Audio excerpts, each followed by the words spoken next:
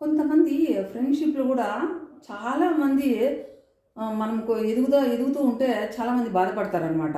అలాంటి కొంతమంది మన దగ్గరకొచ్చి ఏదో ఒక మాట అని మన మనసుని బాధ పెడుతూ ఉంటారు.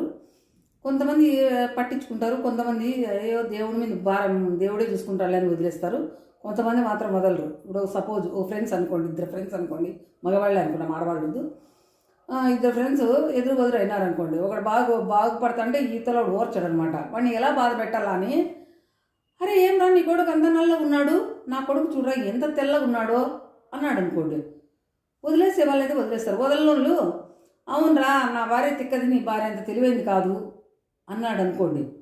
అప్పుడు ఏమనిపిస్తుంది, బుల్లెట్ పెట్టి పేల్చినట్టు అవుతుంది అనమాట. వాడికి ఎక్కడో తగులుతుంది. అలా మనం ఒకరిని అని మనం అనిపించుకోకూడదు అనమాట.